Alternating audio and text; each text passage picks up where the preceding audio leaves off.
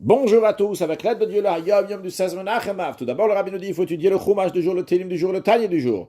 Puis le Rabbi nous ramène l'extrait d'un discours, d'une sikha du Rabbi précédent, dans lequel il raconte que les voyages du Baal Shem Tov étaient pour trois buts. Premièrement, pour délivrer les prisonniers. En effet, à l'époque, il y avait beaucoup de Juifs qui habitaient dans des villages et ils avaient des auberges. Et lorsqu'ils n'avaient pas de quoi payer, les gouverneurs les mettaient en prison. Le Baal Shem Tov s'occupait de les libérer. Deuxième chose, pour renforcer la Torah et la crainte de Dieu dans le peuple juif.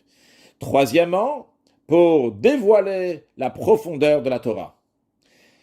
À savoir que le Baal Shem Tov, il est parti presque dans toutes les grandes yeshivot qu'il y avait à son époque. Et il a parlé avec les doyens de la yeshiva. Il leur a dévoilé la profondeur de la Torah. Un jour, les élèves du Baal Shem Tov ont demandé au Baal Shem Tov, pourquoi vous, le Baal Shem Tov, vous voyagez dans tous ces yeshivot? Pourquoi vous n'attendez pas que ceux de la yeshiva vont venir vers vous? Le Baal Shem Tov n'a pas répondu. Plus tard, à l'époque du successeur du Baal Shem Tov, le Rav Maggid de Mezrich, ils lui ont demandé au Maggid de Mezrich.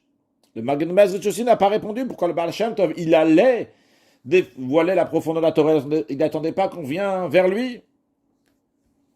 Le successeur du Maggid de Mezrich, qui a fondé la Chassidut Chabad, l'Admour HaZaken, lui, il a expliqué la différence entre le Rosh Yeshiva, le doyen de la Yeshiva qui enseigne la partie dévoilée de la Torah, qui attend que les élèves viennent vers lui, par rapport au Baal Shem Tov qui dévoile la profondeur de la Torah et que c'est lui qui va vers les élèves pour leur enseigner la Torah.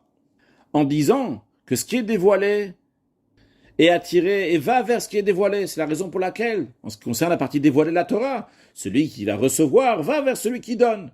En ce qui concerne donc la profondeur de la profondeur doit dévoiler la profondeur. Et c'est la raison pour laquelle que celui qui veut dévoiler la profondeur de la Torah va aller éveiller la profondeur de l'autre juif. Et là vient les mots du Hayom Yom, que l'Admour HaEmtsai dit. La différence entre la partie dévoilée de la Torah et la profondeur de la Torah, la Chassidut, c'est que la partie dévoilée de la Torah, c'est de l'eau.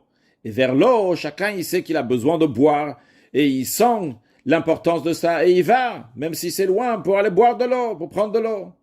En revanche, la profondeur de la Torah, c'est du feu. Du feu, les gens s'éloignent, ils ont peur. C'est la raison pour laquelle que le mashpia, celui qui donne, celui qui enseigne, doit aller vers le mekabel, vers celui qui reçoit, et lui dire, n'aie pas peur, qui a vaillé le kecha et shochlaou, car il s'agit ici d'un feu divin, qui est bon auquel tu dois t'attacher. Juste pour conclure, c'est pas ramené ici dans la Hayom Yom, mais dans la Sikha du Rabbi précédent, il rajoute aussi ce que le Tzemar Tzedek, troisième Rabbi de Chabad, a expliqué la différence entre la partie dévoilée de la Torah et la profondeur de la Torah. La partie dévoilée de la Torah, c'est de l'eau, et la partie profonde de la Torah, c'est du feu. La nature de l'eau, c'est froid, et la nature du feu, c'est chaud. La partie dévoilée de la Torah, s'il n'y a pas la profondeur de la Torah avec, elle est froide, elle risque de refroidir.